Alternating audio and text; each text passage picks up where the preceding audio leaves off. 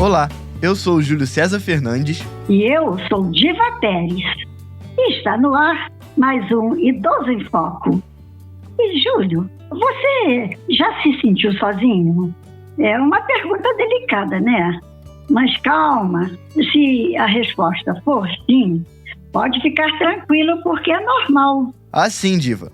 A solidão faz parte da experiência humana.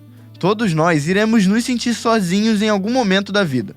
O problema é se esse sentimento acabar afetando o cotidiano e tiver impactos diretos na saúde física e mental das pessoas. E Júlio, analisando o caso dos idosos, a solidão pode estar cada vez mais presente nessa fase da vida, devido a diversos fatores, como a aposentadoria, o luto e a perda de conexões sociais. Por isso, é muito importante estabelecer relações de apoio. No episódio de hoje, iremos abordar sobre as redes de apoio para pessoas idosas e como elas podem ajudar a conter os impactos da saúde mental. Perfeito, Diva. Vamos começar explicando o conceito de solidão. A Organização Mundial da Saúde, OMS, classifica a solidão como sentimento doloroso que surge da falta entre as conexões sociais desejadas e as reais. Já as conexões sociais são as maneiras como as pessoas se relacionam e interagem entre si. E essas conexões sociais podem ser em relação à quantidade ou à qualidade. Ou seja, quanto mais amizades e mais íntimas elas forem, o indivíduo pode apresentar menores níveis de solidão. Mas, Diva, importante também citar que as conexões sociais estão mais ligadas à profundidade do que à quantidade. Conversamos com a professora do Instituto de Psicologia da UERJ, Heloísa Ferreira, que explicou um pouco sobre a qualidade das relações e como a solidão se manifesta. A experiência da solidão, ela é subjetiva, né? Ela não diz sobre quantas conexões aquela pessoa tem. Ela diz sobre a qualidade dessas conexões. Então, uma pessoa pode conhecer várias outras pessoas, estabelecer relações com essas pessoas, mas se não existe um sentimento de conexão nesses relacionamentos, a gente pode dizer que essa pessoa está experimentando solidão, né? E aí a solidão, ela vai se manifestar a partir de um componente afetivo, né?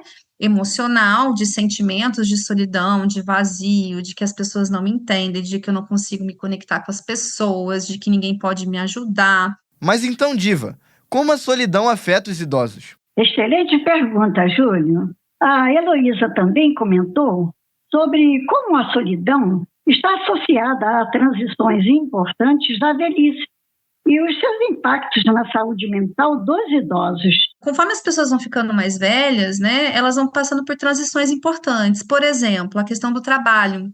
Então, sobretudo na nossa cultura, o trabalho é muito atrelado à identidade da pessoa, né? E aí, quando fica mais velho, a gente se aposenta, a gente para de trabalhar, né? E isso também traz uma modificação na dinâmica das nossas relações sociais.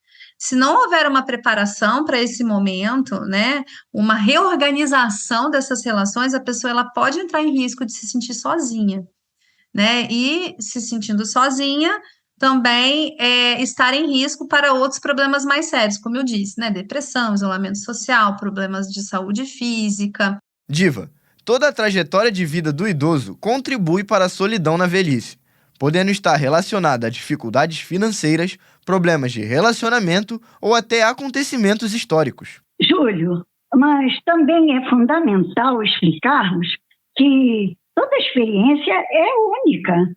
Mesmo que alguns idosos vivam por condições parecidas, ainda assim, a maneira com que cada um lida com os relacionamentos e as adversidades vai variar de pessoa para pessoa. Isso aí, Diva. Por isso, entender o individual de cada um é importantíssimo para compreender o próximo. Nesse sentido, podemos falar sobre a criação de redes de apoio para os idosos, a fim de combater questões de saúde mental. Perfeito. A principal rede de apoio que podemos pensar é justamente a família. Mas lembra do assunto sobre a qualidade das relações? A família é um dos principais meios de convivência dos idosos, mas pode se tornar muito perigosa se as relações dentro dela forem tóxicas. A Heloísa também destacou sobre esse tema. Eu diria que é importante manter relações sociais saudáveis. Se essas relações sociais saudáveis vierem da família, excelente, zero problema.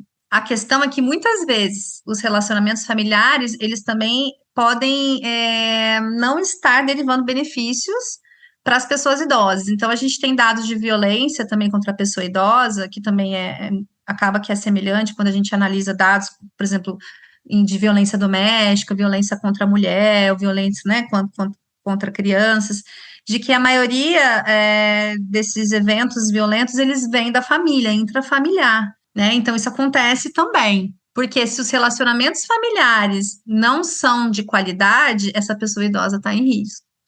Se os relacionamentos familiares são de qualidade, né, são satisfatórios, aí essa pessoa está protegida. Muito importante isso, Diva. Nem sempre a família é a nossa principal rede de apoio. Uma outra rede de apoio pode ser as redes sociais digitais, que mudaram por completo não só a dinâmica de interação dos idosos, mas de todos.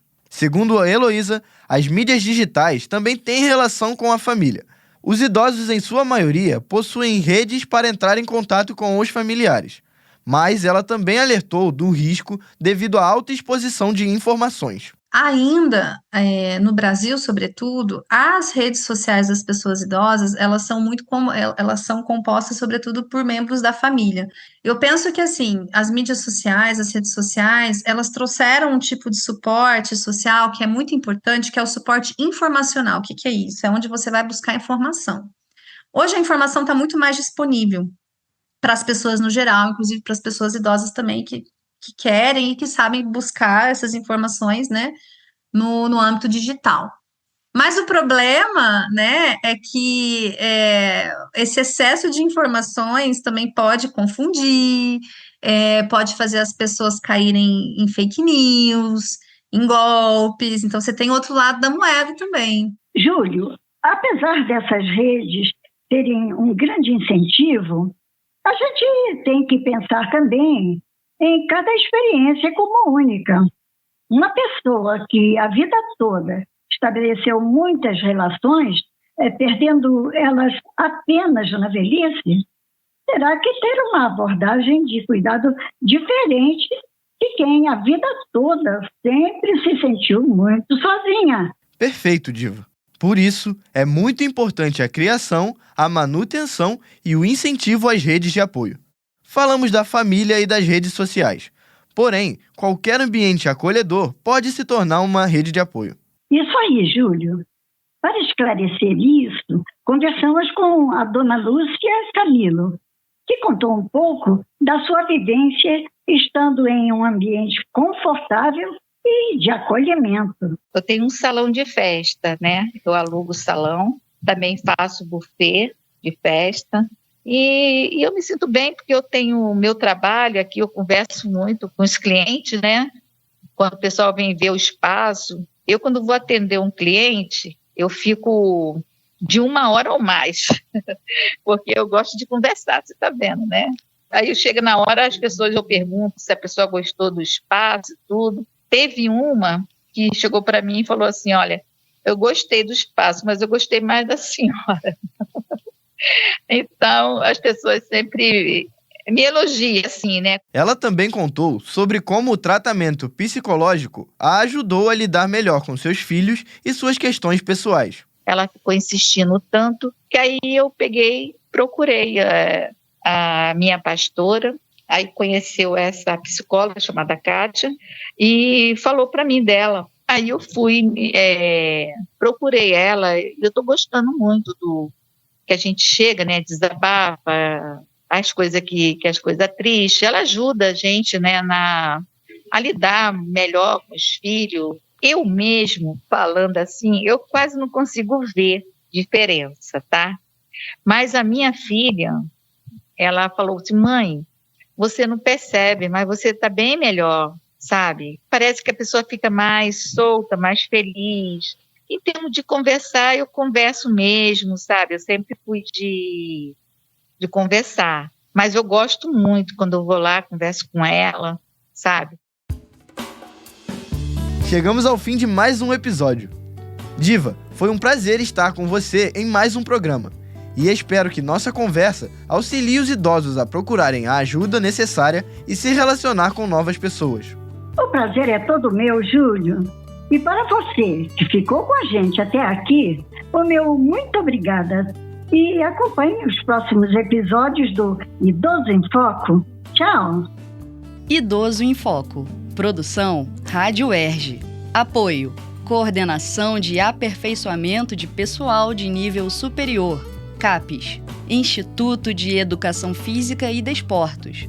Programa de Pós-Graduação em Ciências do Exercício e do Esporte. E divulgação científica da Pró-Reitoria de Pós-Graduação e Pesquisa. Realização: Centro de Tecnologia Educacional da UERJ.